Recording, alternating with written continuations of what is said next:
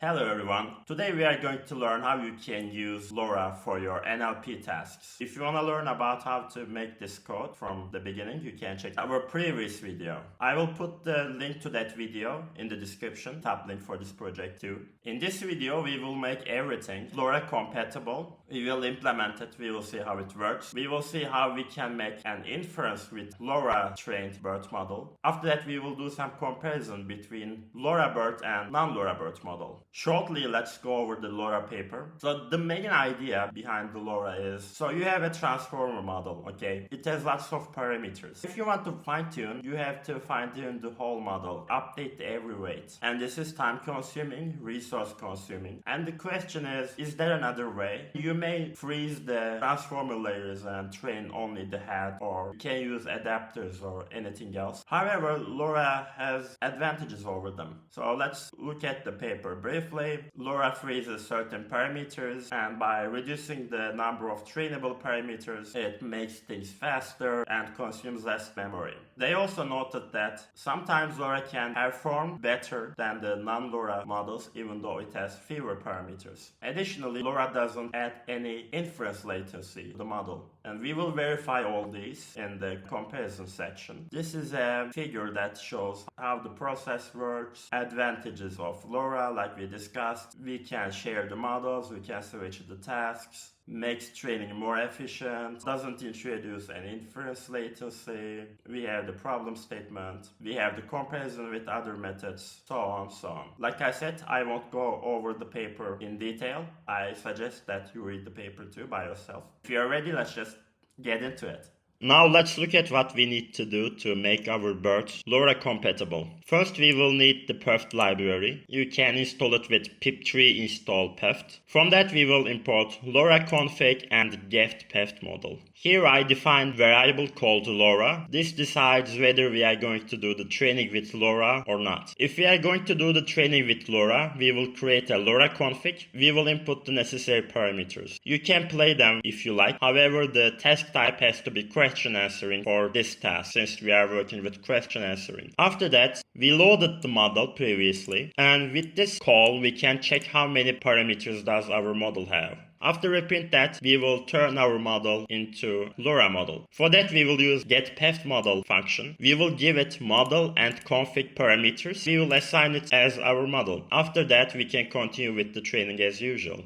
Here I ran a sample training to see the parameters. But before the LoRa, we have this number of parameters. After the LoRa, our parameters decrease to this, given all number is this. So first thing that you may observe is that actually the number of total parameters have increased, but it is to be expected because this LoRa library adds some additional parameters. But the thing that we have to look at is this trainable parameters. Percentage tells us that actually we are just training overall the 50% of the all trainable parameters. By this, what we expect is our GPU usage will be lower, our training will complete faster. After we trained our LoRa using PERT, we cannot just simply load the model into the pipeline and use it like any other transformer model. We need some additional steps. So the inference.py actually takes care of it for you. How we are doing the inference with LoRa is, again, we will import some modules from the PERT library. They are PERT and PERT model. We are doing the LoRa inference at this function. As you can see, if our LoRa is true,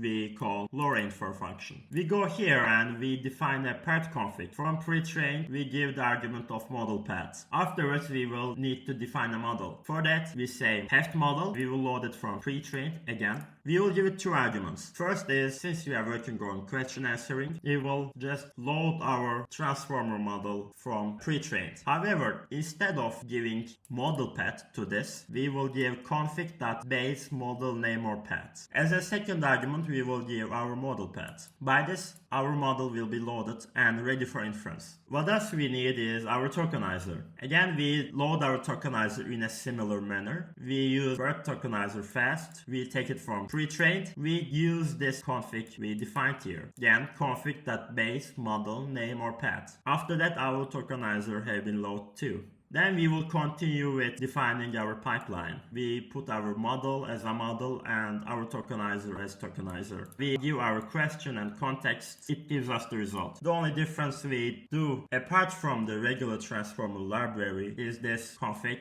and slightly different way of loading model and tokenizer. After that we just use it as a regular transformer model and tokenizer. Now let's look at the actual numbers. I trained BERT with LoRa and non-LoRa support. I trained them on 20,000 samples, and here are the results. First, let's look at the first table.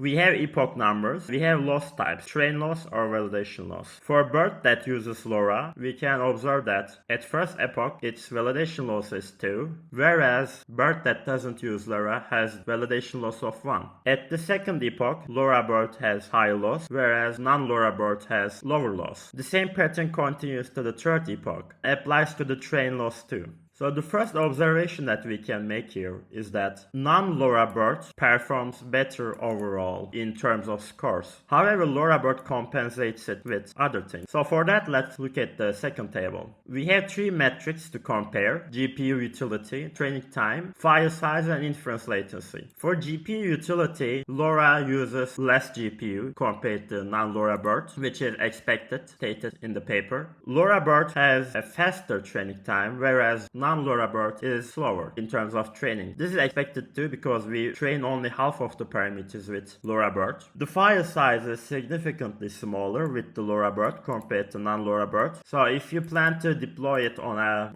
local machine, it may be very useful to have a smaller file size. In terms of inference latency, they are nearly the same in this case. This is also stated in the paper. So the question is, should I train my BERT model with LoRa or non-LoRa? So it depends on your needs and what you are going to use your model at. If the file size is more important to you and the training time has to be lower, you have fewer computational power, you want to consume less resources, then the way is definitely go with LoRa in trade with small performance difference. On the other hand, if you think that the performance is more important to you, it is just okay to use a bit more GPU, more training time, and have a bigger model, then definitely go with non-LoRa BERT. And that's it for today. We saw how you can use LoRa on your own NLP project. You can use BERT or transformer model. We tried it and implemented it on top of our previous question answering project with BERT. We did some comparison in terms of memory, we did some comparison in terms of GPU consumption and other utilities. I will put the GitHub in the description for this project, and see you.